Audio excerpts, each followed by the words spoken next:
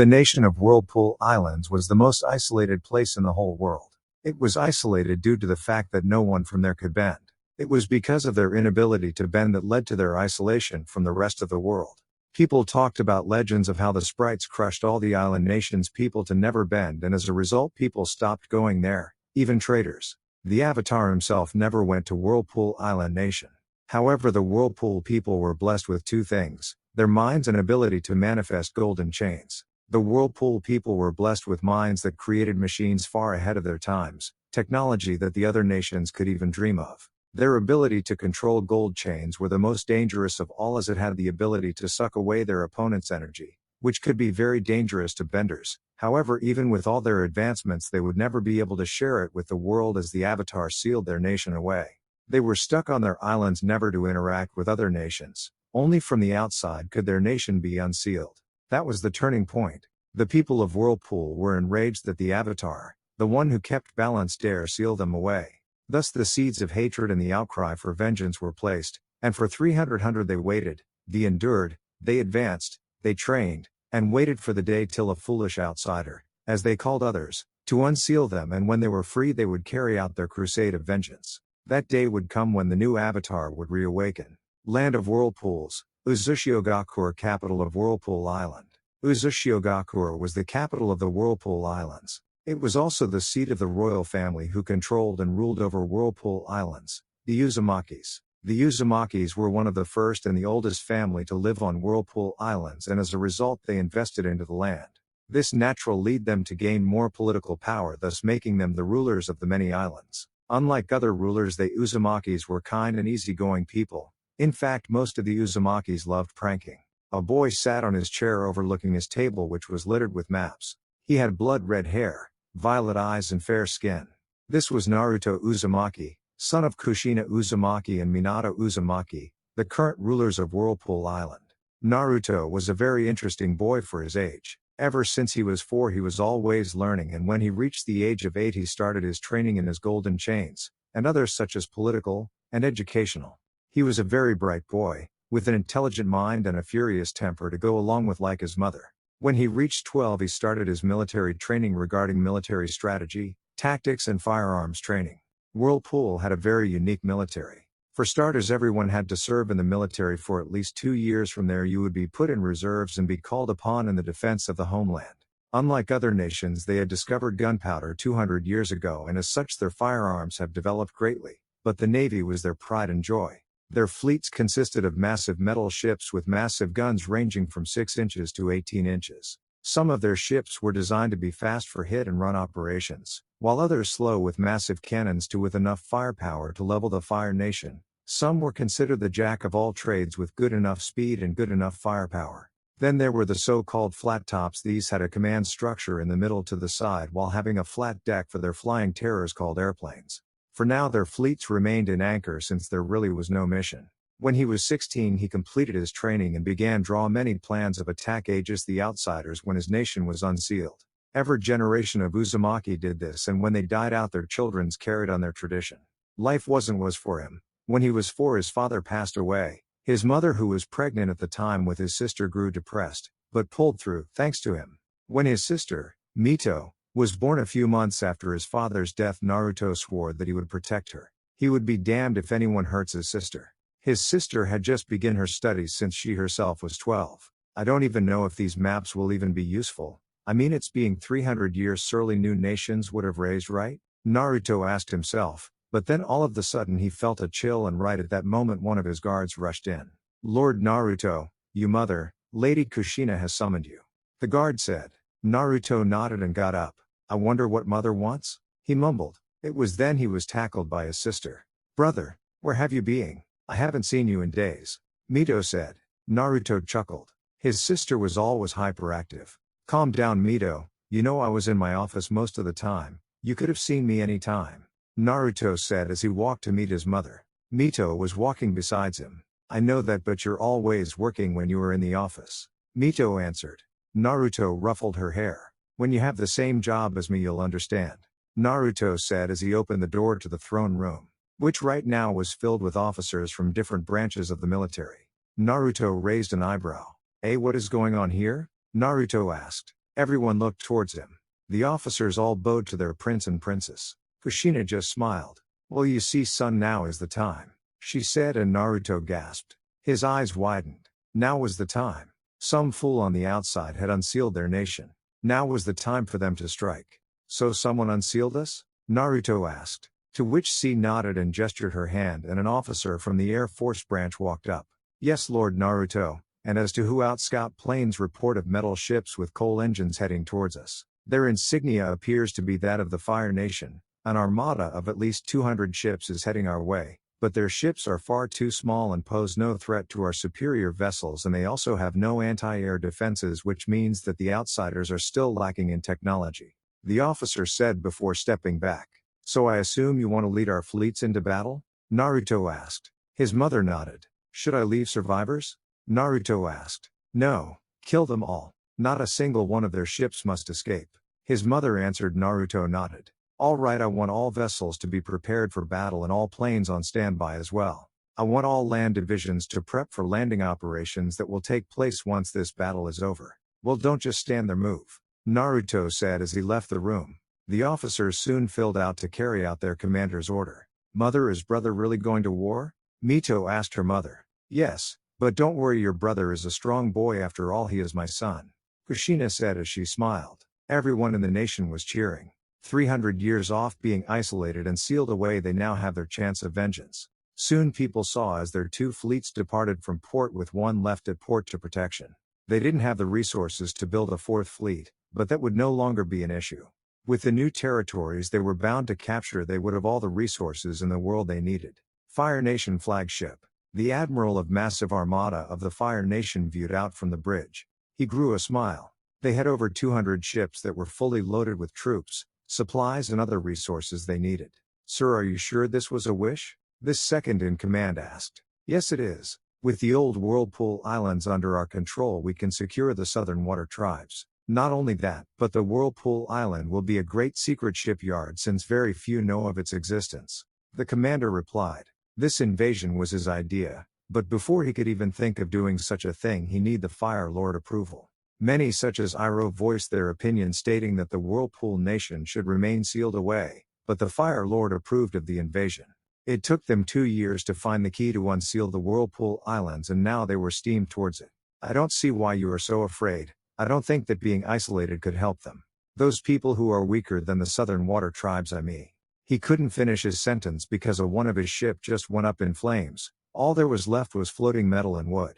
"What just happened?" he asked, enraged that he had already lost a ship. No sooner did he say that more ships started to explode. High above the sky, above the Fire Nation armada, a Kawanishi H-8K, "I will be using the Imperial Japanese Navy for the Navy," was flying above the Fire Nation fleet. "Target hit. It appears they are not aware who's attacking them," the radio men of the crew said. "Don't blame them, after all, out battleships got more range than theirs," a gunner replied. "H-8K, we are requesting more targets," a voice came from the radio. "Roger that, Nagato, sending the next set of targets," the radio man said as he sent the Nagato-class battleship. All the while seeing the Fire Nation lose one ship after another. Then they started to lose more. Soon another voice came through the radio. "This is Battleship Mutsu, we are requesting targets as well," the captain stated. "Roger that, sending targets," the radio man said as he sent another set of targets. The Fire Nation's armada was in flames. Ships were being blown apart and men were trying to save their lives, however their armor prevented them from swimming and drowned. Those who didn't have their armor were holding on to any floating wood or metal. They thought they were safe. They were wrong. Soon some strange sounds filled the air. The survivors looked around to find what was making it, and they spotted many larger metal birds. Some thought the birds would save them, but it was not meant to be. The large metal birds started to fire upon them with some strange objects. Whatever they were ripping the men in the water apart. "Come around for another strafing run, leave none of them alive," the lead fighter said. Said fighter was a pure white with the Uzumaki family crest on each wing. This was the Zero fighter, unmatched in speed and agility. Soon more Zeros started to strafe the enemy troops in the water. A few hours later the sea was ready and black with floating bodies everywhere. It was a massacre. The armada of 200 Fire Nation ships, wiped out like child's play. Sir Out Recon plane reports that all enemy ships are destroyed. The fighters have also confirmed that all enemy troops are dead. A total victory, sir. A officer reported to his captain. Good, but this is only just the beginning. Soon the world shall be united under one banner, and it will be the banner of the Whirlpool Nation. The captain said as he viewed outside the bridge of his ship to see two whole fleets moving past them.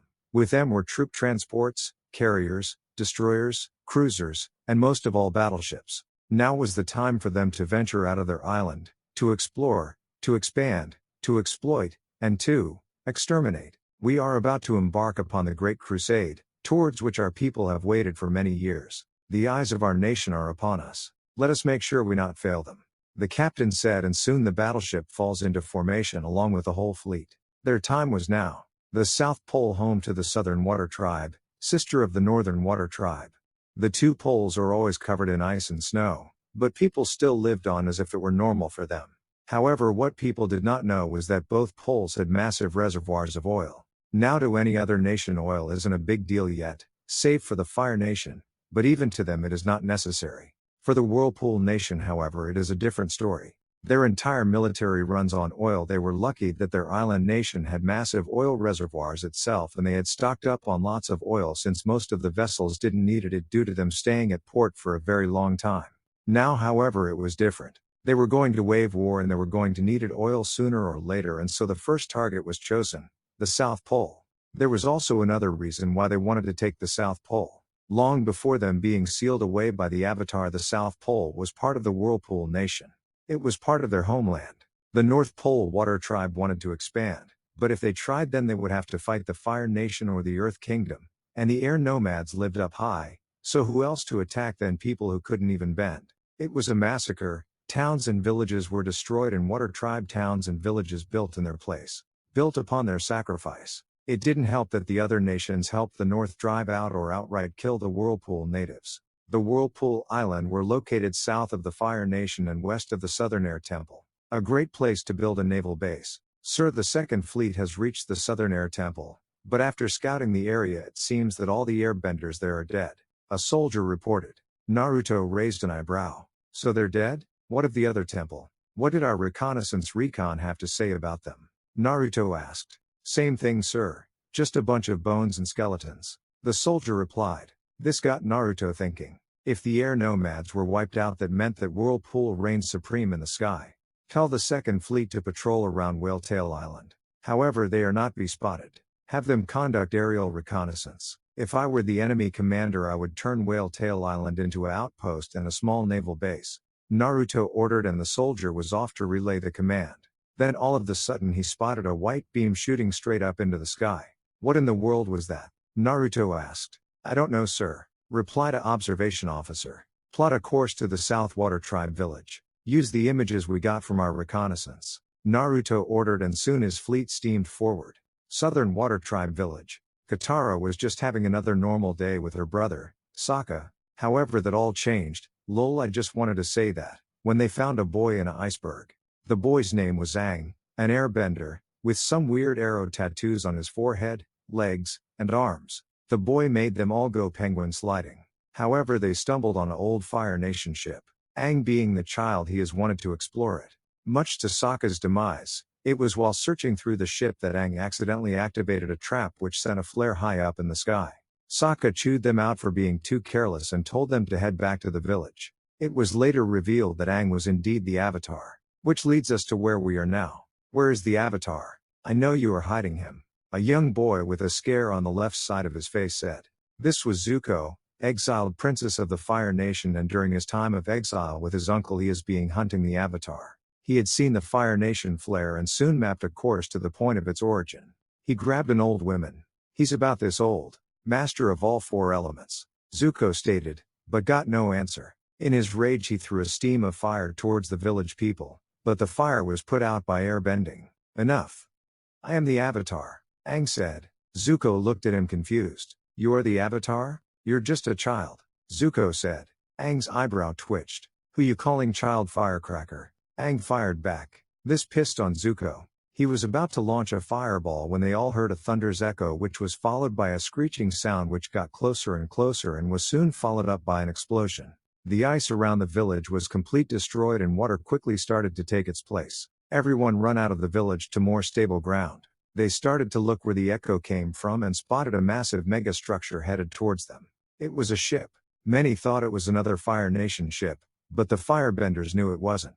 Their nation had nothing like that. Soon 2 more ships came into view, but these were different. They didn't have the big guns like the first one did, and it looked like it had many cranes on it. They saw them lowering many small crafts into the water, which too began heading towards them.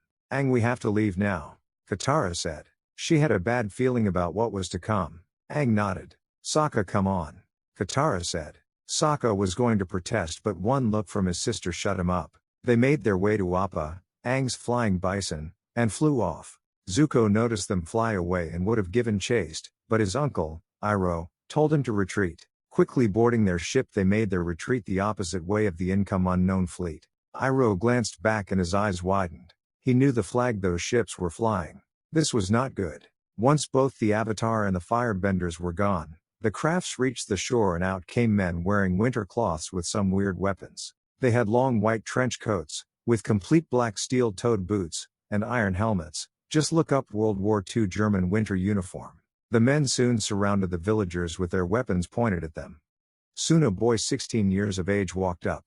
They had never seen hair so red like his. "So this is what's left of the Southern Water Tribe? Not like it matters. My name is Naruto Uzumaki, heir to the Uzumaki clan, rulers of Whirlpool Island, and I hereby reclaim the South Pole as it belonged to my people long ago. You all can either leave to your Northern Water Tribe brethrens, or stay and live under the Whirlpool rule. If you chose to stay, then you will forfeit your identity as the Southern Water Tribe," he stated. Many of them were shocked to hear that they would either have to leave or stay. To leave would mean to leave their homeland, but to stay would mean that they give up the right to call themselves as the Southern Water Tribe. They had no choice but to stay. They didn't have ships that could travel oceans. Naruto looked over them and nodded. "Very well, as of this day the Southern Water Tribe is dead, and you are all now part of the Whirlpool Nation. Men, give them food and build them shelter," Naruto said as he started to walk away. "Wait, why help us? You are our conqueror," an old woman asked. Naruto turned around. "Why would I harm you? You are not soldiers. You are women and children. That does not mean I don't treat women equally. They too can be soldiers, but you are not. I also do not like killing of the weak and innocent. You are now part of the Whirlpool Nation and as a result its citizen, therefore this is not an occupation force, but merely a force to defend the South Pole." With that, Naruto walked away. Much of the people were shocked. They weren't going to be beaten or killed, but rather helped. Was this a good thing or a bad thing? Soon soldiers started to build makeshift shelters and started to disturb food. "So you are going to win their hearts and mind?" a figure said. He had red hair just like him and appeared to be in his 30s. "Uncle, you know full well that I don't like needless bloodshed. I might want to bring the world under Whirlpool rule, but I will do so in a peaceful way. I will not kill innocent civilians. Soldiers, however, are a different story. I can kill them because they knew what they would face when they signed up to join their military," Naruto said as he walked up to a makeshift tent. His uncle smiled. "You would be a great ruler once you take the throne from your mother," his uncle said. "I have been told that, but I hope that does not happen for a long time. I don't want to be tied behind a desk and doing paperwork," Naruto said with a chuckle. "Anyways, any news from the homeland, Uncle Kenshin?" Naruto asked his uncle. "Well, they are sending some builders and some citizens to the South Pole to start building it up to our standards. Also, the oil underneath the ice is still there and it appears there's more than we thought. By our calculations there should be enough for at least 120 years, that's if we don't produce more ships, planes, tanks and all that good stuff, which you and me both know is not gonna happen. The eggheads back home have already started to plan for Fourth Fleet," Kenshin said while chuckling at the last part. Naruto rolled his eyes. "Anyways, I got reports stating that Whaletail Island is being used as a military port. So I will be taking my flagship with a carrier, 4 cruisers and 2 destroyers to meet up with the Second Fleet. I am leaving the rest of the fleet here under your command until I say so. Oh, and you are now the governor of the South Pole," Naruto said as he started to board the flagship. Kenshin nodded. "Don't worry, once you return, South Pole will be totally different," Kenshin said with a thumbs up. "And uncle, don't mess this up. I don't want mother to be angry. Last time you pissed her off she chased you around the whole city with a sword," Naruto said. Kenshin chuckled. "Well, that's my sis for you," he said. Naruto nodded and soon the ship started to steam towards the Whaletail Island. With Aang. "What is the world was that?" Sokka asked. He had never seen anything like that. "I don't know, but I hope everyone's safe." I am afraid that our people are now part of this war again. Katara said. Aang looked back. What war? Aang asked. Both of them looked at him like he's crazy. Aang, how long were you in that iceberg? Katara asked. Aang scratched his head. I don't know, like a month or two, he said. No Aang, I think you were in there far longer than you think. You see, 100 years ago the Fire Nation waged war on the world, and that was still going on to this day. Katara said. Aang was shocked. No way. I have friends in the Fire Nation. Aang protested. Aang, I think you were in the iceberg for 100 years, and you are the Avatar, who also vanished 100 years ago. Katara said, shocking him even more. He looked over the horizon and started to think. He had abandoned the world 100 years ago. A mistake on his part, but he was the Avatar and Avatars don't make mistakes. If only he knew that the Avatar does make mistakes, and the biggest mistake the Avatar made was 300 years ago. Now that same mistake has returned. Aang did not believe that the Fire Nation has been waging for the last 100 years. So to find out what happened, he was heading to the Southern Air Temple via Appa. Trust me guys, there's gonna be tons of airbenders there, Aang said. Aang, the world hasn't seen an airbender for over 100 years. Katara said with sad look. Finding out that your people are all but dead is kind of depressing. Just because people haven't seen one does not mean they're all dead. Aang fired back with a cheerful look. Katara sighed. Aang, the Fire Nation is ruthless. They killed my mother. What makes you think that they didn't do the same to your people? Katara asked. Katara, you don't understand. The only way to an air temple is by a flying bison. Aang explained. Soon the air temple came into view. Hey look guys, it's the Southern Air Temple, Aang stated with joy in his voice. Wow. Katara was awed by the sight of the air temple on top of a mountain and ascending high up into the sky and through the could. It was as if it reached the heavens itself. We are home buddy, we are home, Aang said to Appa with a nostalgic look. Soon they landed in a small clearing and started to make their way up on a cliffside pass. Aang ran ahead of them to look around for any airbenders, but found none. There weren't even any flying bisons.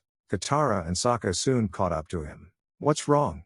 Katara asked. Aang sighed. This place, it's so dead. It used to be filled with monks, bisons, and lemurs, Aang answered and sighed. He was depressed at the fact that there was no one here. No airbenders. Sokka was going to say something, but was cut off by someone else's voice. Look at this place. It's like a ghost town. I hear all the other air temples are in the same state. The voice said, freaked out by the empty temple. Will you give it a rest? We are supposed to find anything valuable. Another annoyed voice said. What could we possibly find here? I mean, look at this place. The Fire Nation killed all the airbenders from the information we gathered. The first voice stated. Aang and his group peeked over the bushes and saw two men in some strange gear. Well, if we don't find anything valuable, then we survey the area, a tall man with blonde hair said. He was really getting annoyed by his comrade asking questioning their actions or orders. Survey? For what? He asked. Truthful, he slept while briefing. The blonde man face palmed. You slept in the briefing room, didn't you? He said. His partner nervously chuckled. Well, as to why we are surveying is because to see if this place is good a spot for an airfield. The blonde man explained. Wait, but if we do that, then won't we have to level this place? His partner asked. You don't say. The blonde man said with a blank look. Anyways, we have to head back and make a report, he said as they both started to walk away. Aang and his group followed them. The two men stopped at a small machine with two wings and a tail. The blonde man got in the front seat while the other in the rear. And for God's sakes, don't fire at every damn bird you see, the blonde man said as he started up the machine. The machine started to move slowly and gained speed as it went, and soon it started to fly.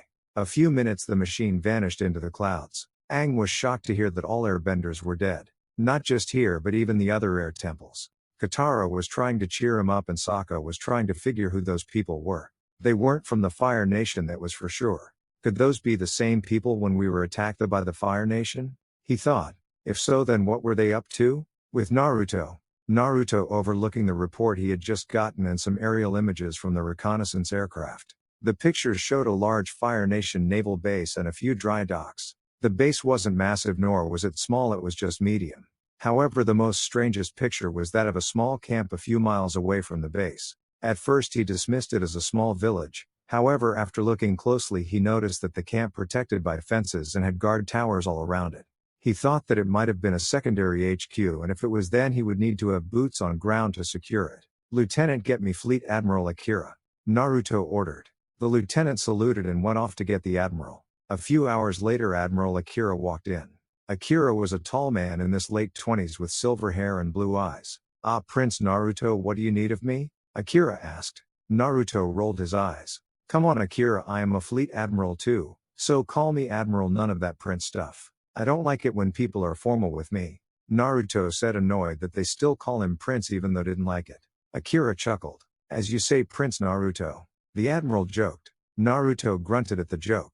"Anyways, we need to plan an attack on the enemy naval base at Whaletail Island, and we also need to have boots on ground to capture their secondary HQ or whatever the hell that camp is," Naruto explained as Akira looked over the images and reports. "Yes, I think we should launch an air raid. I would say send in a couple of dive bombers and torpedo bombers. It is also good that there is only one entrance in and out of the harbor," Akira stated as he drew up a plan.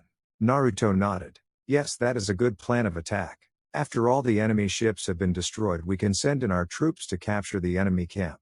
It might have some good intelligence. Also, I will be going too," Naruto said with determination in his eyes. "Lead from the front, eh?" Akira asked. Naruto nodded. "Well, I best be going back to my flagship.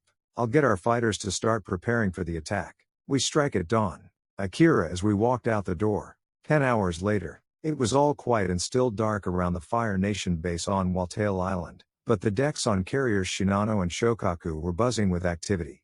Men were going around loading planes up and some were double-checking their equipment. Soon the sun's light began to appear. It was dawn. "Clear the flight deck. The planes are about to launch," an officer yelled as men ran from the flight deck to let the planes take off. One by one the planes took off towards the sky. They circled around the carriers to wait for the rest to take off. Soon all planes were in the sky. 60 dive bombers and 90 torpedo bombers were making their way to unleash hell on the still sleeping Fire Nation base. Fire Nation base. A soldier walked out of his tent ready to begin his duty for the day. It was a peaceful day like any other. The birds were singing, the waves silently crashed along the shore, and the smell of dawn was in the air. However, all of that was broken when he heard some strange sound coming from the sky. He looked up to see metal birds flying over the base. He saw one diving straight at him, but pulled up. He raised an eyebrow. What was that all about? However, his thoughts were broken when the tent behind him blew up in pieces. Soon there were explosions everywhere. Metal birds were dropping small bombs upon their tents and other structures. Some of them were carrying long tubes underneath them which were dropped into the water and rammed into their ships, causing them to go up in flames. It was chose at its finest. Sailors who tried to swim to the shore were cut down by strafing runs. One by one the ships went in flames. Soldiers were on fire, which was ironic since they were the masters of fire bending. Confirming 56 enemy vessels destroyed, 32 beyond rapier, and 3 damaged. Enemy barracks are also destroyed with many dead and a few wounded. A recon plane which was flying low radioed. Soon smaller crafts were spotted heading towards the beach. "All right, listen up, I want Group 1 to secure the naval base while me and Group 2 head towards the enemy camp. They might have been alerted by the air raid, so expect some form of resistance," Naruto explained to his men. Everyone was nervous, to be frank. This was after all their first real mission apart from the training they received, but like the old saying goes, no amount of training can prepare you for war. Soon the ramps of the landing crafts opened and soldiers rushed out. There were about 200 men in total. The first 100 would be supported by 4 tanks to secure the naval base. The other 100 would be supported by 2 tanks and heading towards the enemy camp. "Come on, move it. Get that tank off that craft," an officer yelled. Naruto watched as the Panzer IVs were loaded off the crafts. The Panzer IV was the ideal tank. It was fast, reliable, and had decent armor. They had better tanks than this, but they weren't going to use them for such a small operation. Soon he and his men reached the edge of the forest. "All right, I want you all to fan out. Keep your eyes open for any movement. I want those tanks on the dirt road," Naruto ordered. Soon the company of 100 men started to move into the forest. Everyone was nervous. Some were chewing some gum, others sweating. They might have been trained to fight and they might have their advanced technology, but a bender is still a dangerous enemy. Soon they heard the tanks open fire. First was from the main cannon, and the mechanic gun fire. They could hear the screams of their enemies. It was clear that the tanks had done their job well. Soon they approached the camp. "All right, let's see what this place really is," Naruto said as he opened the door. He started to walk through the hallways and was being followed by some of his men. Some remained outside to keep guard. As they walked they could not but have a bad feeling in their stomach. Soon they say a large door. Open it. Naruto ordered, and when the door opened, the smell of human flesh invaded their nostrils. What the hell is that smell? A soldier asked as he threw up his breakfast. Some of the others as well. Naruto looked on and was horrified at what he saw. Humans we shoved in cages. Most were dead, either executed or starved. It was a blood death camp.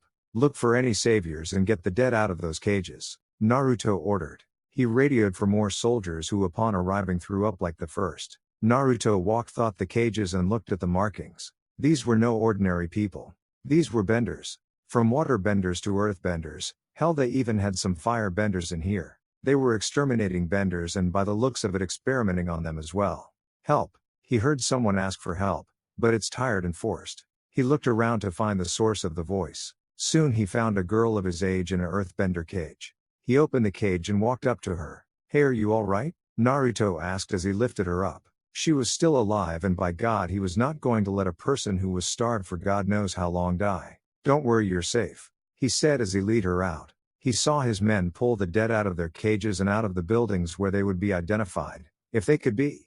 By the end of the day they had found 200 dead benders, ranging from water, earth and a few fire benders. Out of the total they had found only 60 were alive, but in bad condition.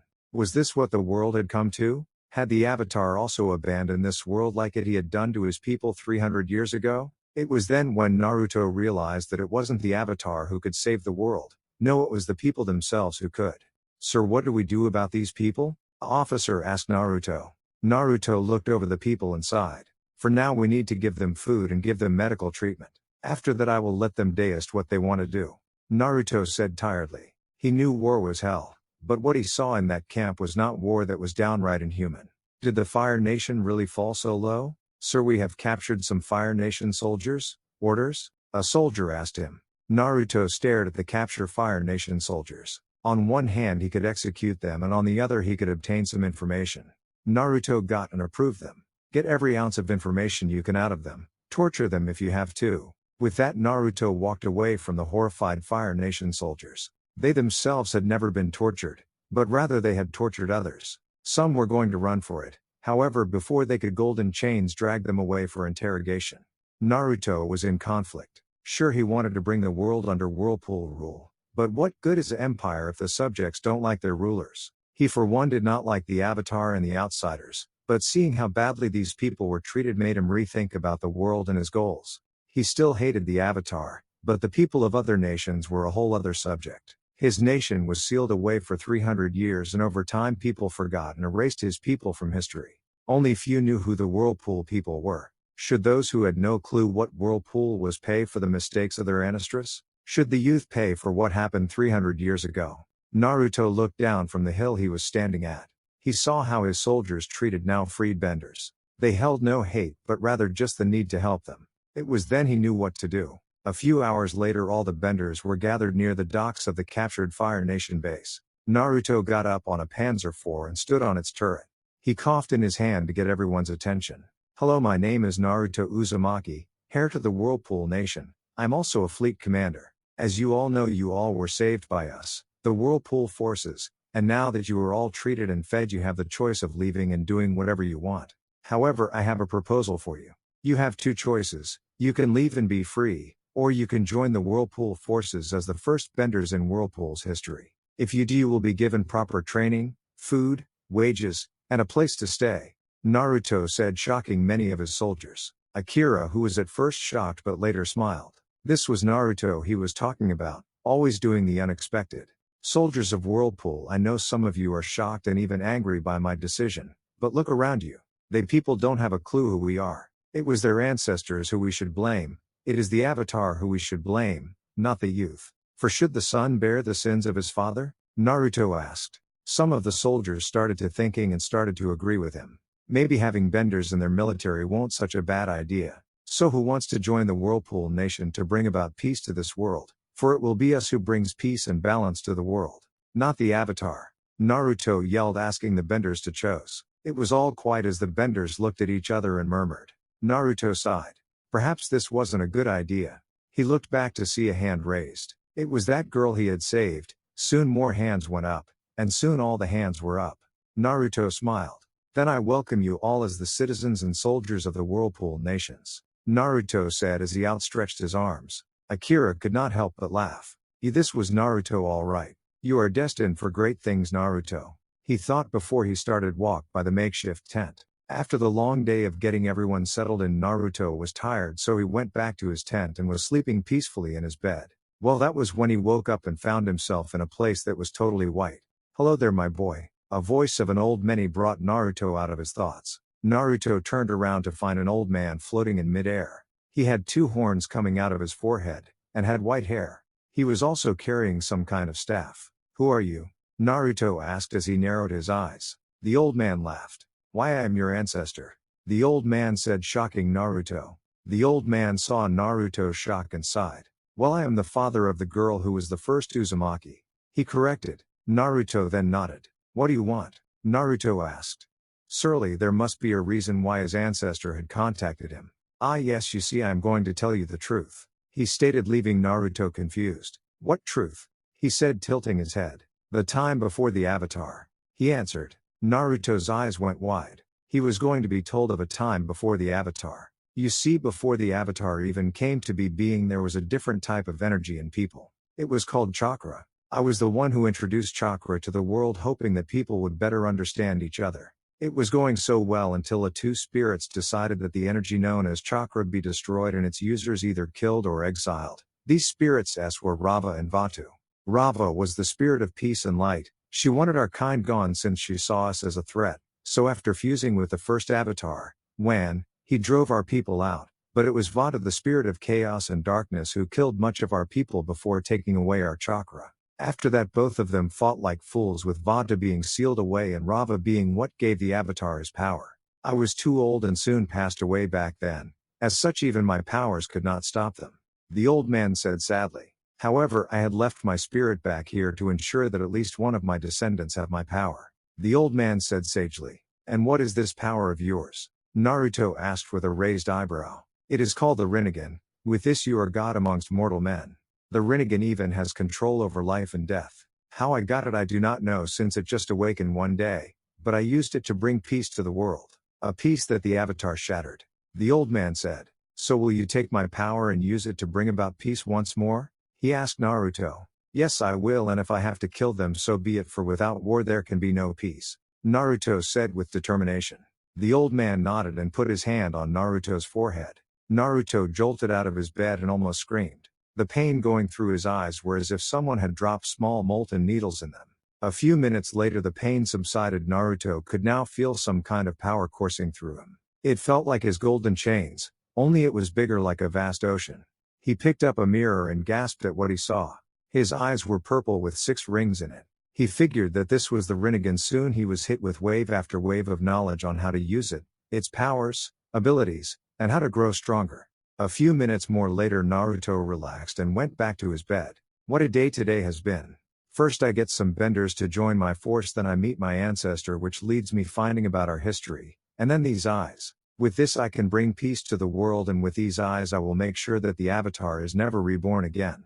He abandoned my people and now he abandoned the world. Wherever he is I will hunt him down," Naruto thought as he drifted to sleep. One thing was for sure, and that was that the Avatar would pay for his sins. One way or another he would pay. Naruto was currently drinking some tea as he watched the supplies being loaded off the ships and onto the island. He and Akira had decided that Whale Tail be their strike base. From Whale Tail they could launch attacks at the Fire Nation Islands, the Earth Kingdom cities along the coast, and with Whale Tail they would take Kyoshi Island. The island was perfect to be turned into a massive naval port. Why the Fire Nation never did that he would never know. For now he was going to head back home to show his new powers to the rest of his family. "Akira, I leave you in charge of my fleet and Whale Tail Island for now, and do get this airfield full operational when I return." With that Naruto boarded the Douglas C-54 Skymaster, which took off soon after, heading towards Whirlpool, Fire Nation capital. Everyone knew that the Fire Lord was not a happy man and a man who hated failures. He sat there in the war room of his palace with his other advisor and generals. "Has there been any word from the fleet we sent south?" Ozai asked with anger in his voice. "No, my lord. There's been no word from Admiral Zo," a general answered. Ozai narrowed his eyes at the map before him. It is being 2 days since Admiral Zo was charged with the Whirlpool's invasion. Fire Lord Ozai, we have another matter to discuss. A general stated. It better be worth my time, General. Ozai said with cold eyes that could kill a man. Why yes sir, we lost contact with Whaletail Island outpost a day ago. Usually they send a report every day and have never missed a report. We believe that they were attacked and as such we request you to allow us to send some ships to find out what happened. The general replied. Ozai thought for a minute. Very well, you may investigate. The general released a breath he did know he was holding. Soon the doors to the room burst open. Ozai. I warned you not to mess with the seal holding the Whirlpool Nation. A very angry Iroh screamed. And why would I listen to you? Ozai asked his brother. Because the Whirlpool Nation have just taken over the South Pole, and it appears they have weapons that surpass our own. Tell me, did Admiral Zo report back to you? He questioned. Ozai said nothing.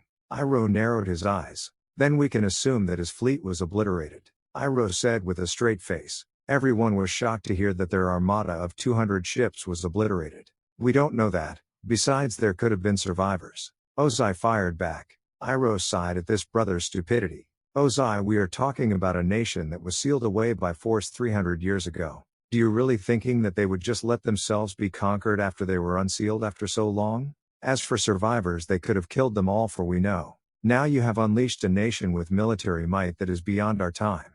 Iroh explained, getting frustrated by his brother's actions. Seeing that Ozai didn't respond, Iroh walked out and headed for his nephew's ship. Uncle, what is this Whirlpool Nation you were talking about? Zuko asked. Iroh sighed. Zuko, the Whirlpool Nation is nation that is made up of 4 large islands south of the Fire Nation. The people of this nation could not bend the. He was cut off by Zuko. Then they are weak. Father's generals must be getting sloppy if they can't conquer people who cannot bend. Zuko would have said more if he wasn't cut off by his uncle's glare. Zuko, if you think that people who cannot bend are easily conquered, then you are a fool. As I was saying, the people for that nation could not bend, but they made up their lack of bending by their smart minds and their infamous golden chains that could suck away the bender's energy to bend. The avatar of that time, I believe, was Avatar Kyoshi. She sealed them away 300 years ago to keep balance, when in fact she saw the rise of their power and military might, along with political influence and wealth, a danger to the world. I still believe to this day that she made a mistake by sealing them away, and that is because the people of Whirlpool never really bothered with other nations' affairs. I just hope that we can survive the onslaught of their forces. Remember, Zuko, if you ever face the Whirlpool forces, run, for even our own military might is not as strong as theirs. With that, Iroh started to drink tea and play his board game. Zuko, meanwhile, was thinking, if the Whirlpool forces were as strong as his uncle had made it to be, then what did it mean for the world? Over Whirlpool, Naruto looked outside of his window too and saw Uzashiogakur in all its glory. The city was truly massive, with buildings that reached the sky itself. He saw how the harbor was buzzing with activity, with ships going in and out. Soon the plane landed and he was met with the typical royal escort. He was then escorted to the royal palace. Ah, Naruto-kun, you have returned, and just on time too, Kushina said. Naruto raised an eyebrow. What do you mean? Naruto asked, curious as to what she was referring to. Well, the first of the I-400 submarines was just completed a day ago and it is being launched today, Kushina answered. Ah, the new submarine class the engineers were thinking of a year ago. You know, at first I thought they were crazy, creating such a submarine, but they actually pulled it off, Naruto said.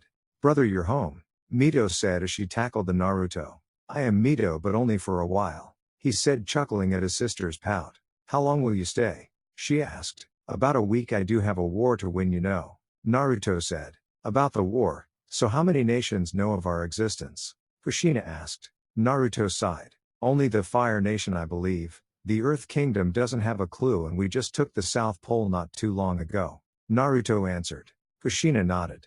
Well, I will attend the launch ceremony, but I have to tell you something, Naruto said, and activated his Rinnegan. This earned a gasp from his mother and sister. He then started to explain about how he obtained the eyes, their ancestor and such. Kushina was shocked along with Mito. However, a soldier rushed in. Sir, our forces have found the Avatar. It seems like he is heading towards the Fire Nation. For what we do not know.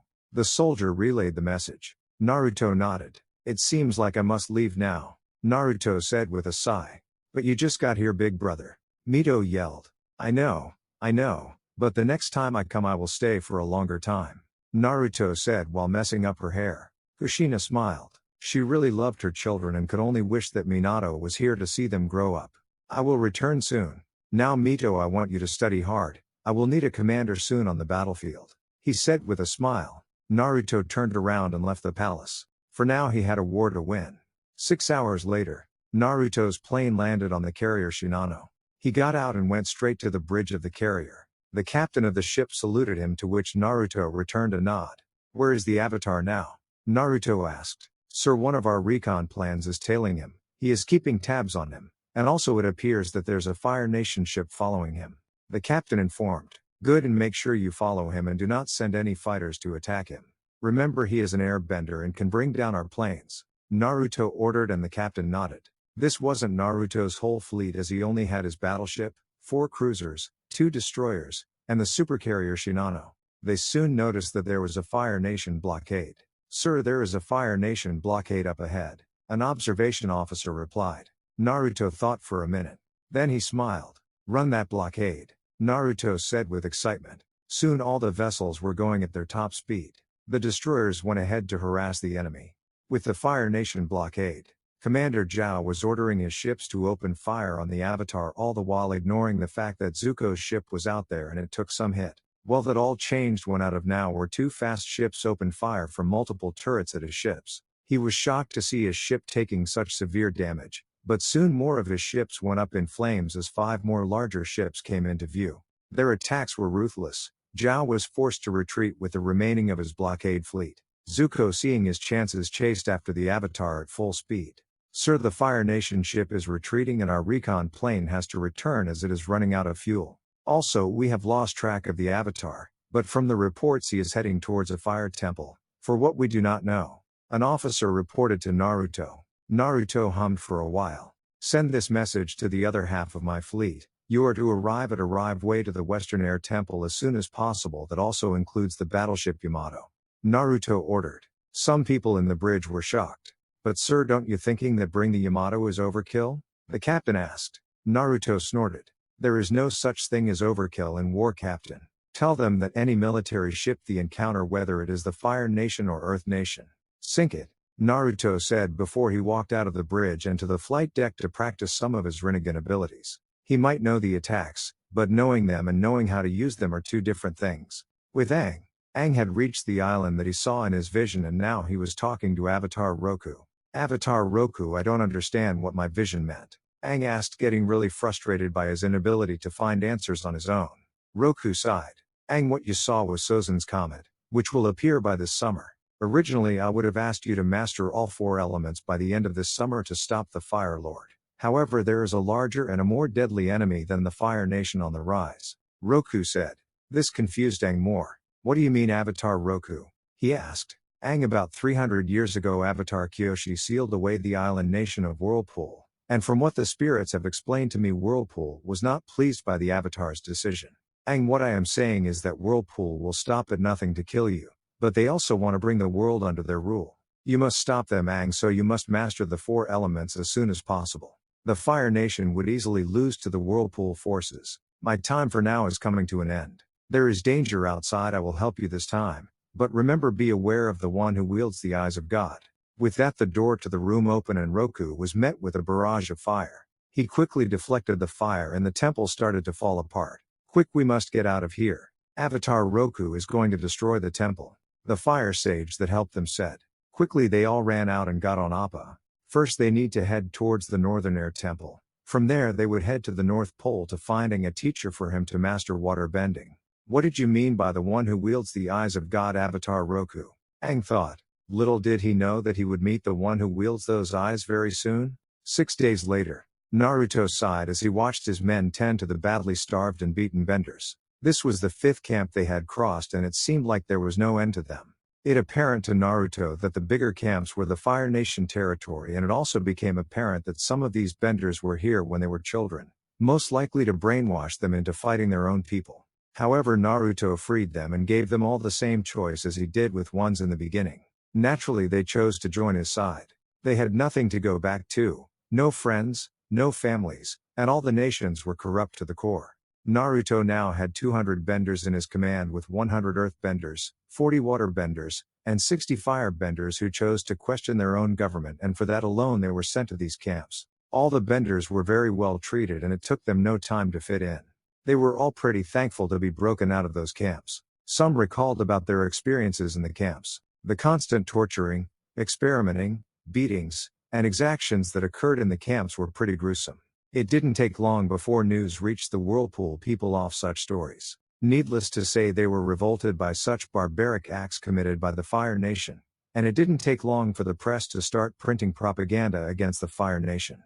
The number of recruits started to increase, ready to fight the vile Fire Nation. It appears that my men have also found a camp nearby, a voice said tiredly behind him.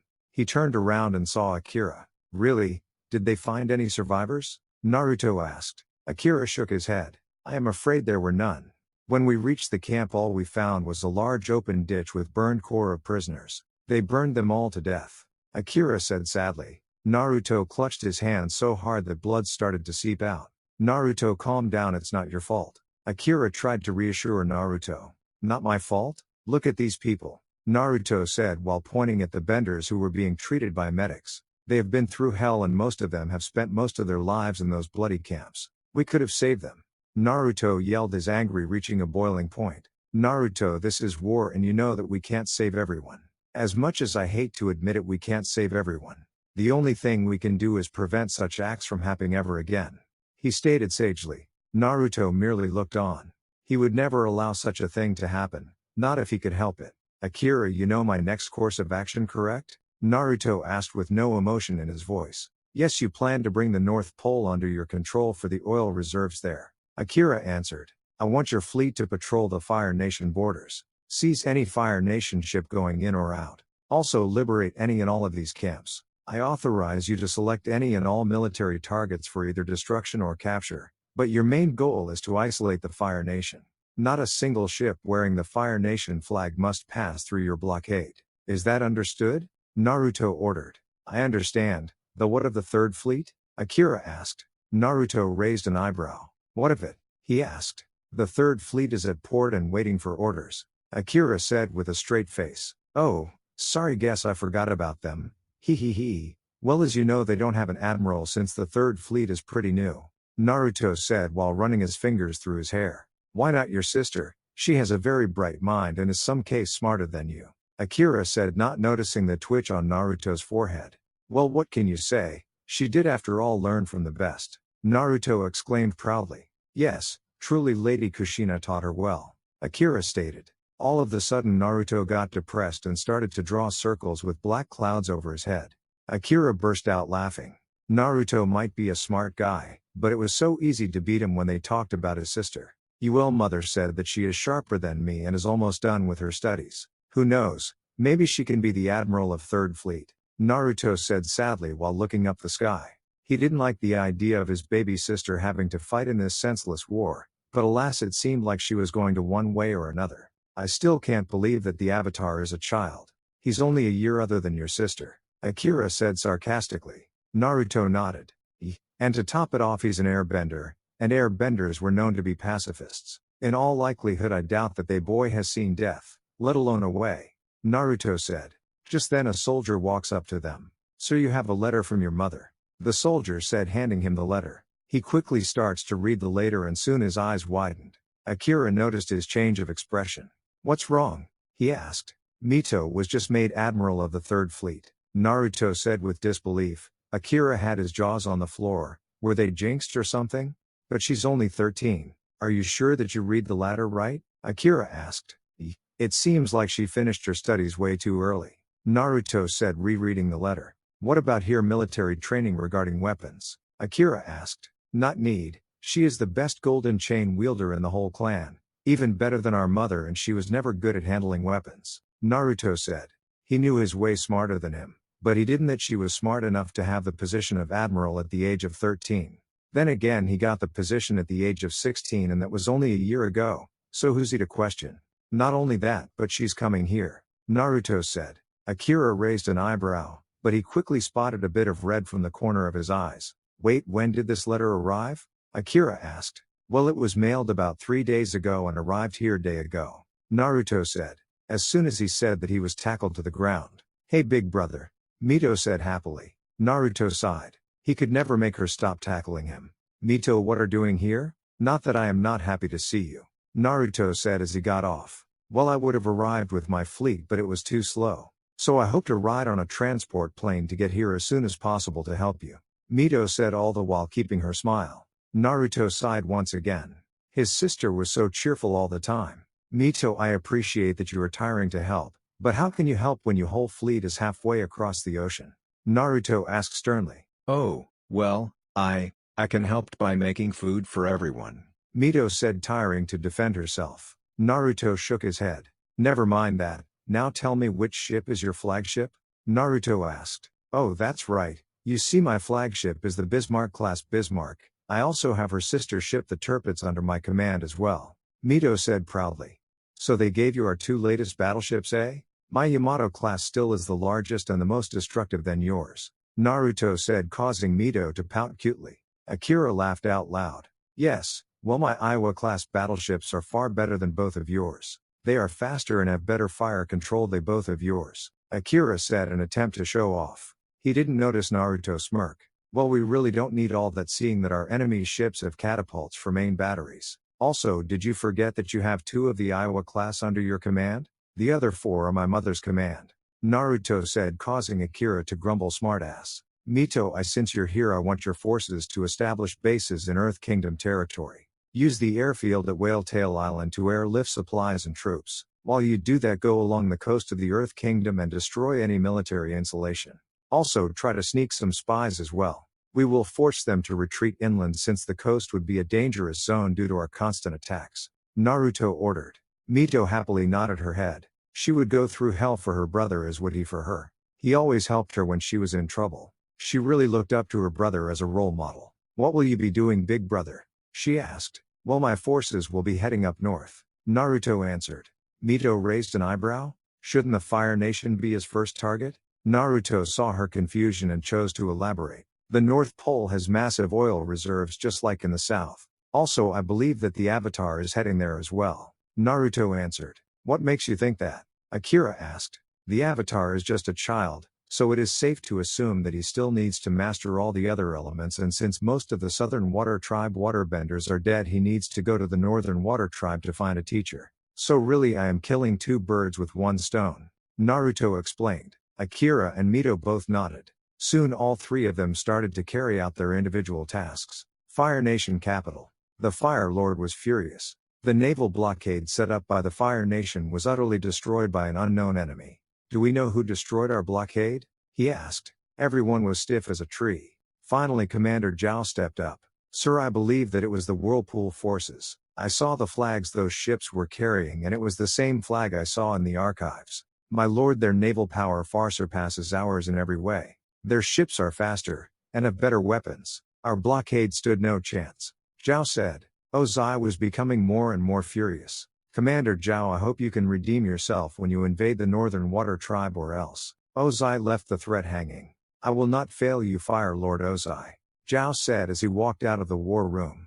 Now then, what are the chances of the Whirlpool allying with us? Ozai asked. Sir, I believe that they won't ally with us. They have found most of those camps, which means that they will most likely fight against us. An advisor answered nervously. Send out a ship for negations to their capital, Ozai said, ignoring the advisor's answer. Soon a ship left port heading towards Whirlpool. However, halfway through it was spotted. Sir, we have spotted a Fire Nation ship heading towards Whirlpool. Orders? An officer asked his captain. Our orders from Admiral Akira were simple. Destroy any Fire Nation military ship heading in and out. Sink it, the captain ordered. Soon the battle cruiser, Alaska, fired its 50 caliber Mark 8 guns at the Fire Nation ship, sending it and its crew to the bottom of the ocean. Target confirmed, sink, an observation officer said. Good, and make sure the other ships are also aware of our orders. Do not let a single ship escape this blockade. Let's show them how you really blockade a nation. Let's show those firecrackers to never leave their molten rock on an island, the captain said, earning cheers from everyone in the bridge. From that way onwards, the Fire Nation would never be the same for that day onwards. And guys, this is the end. Hope you enjoyed. See you next time.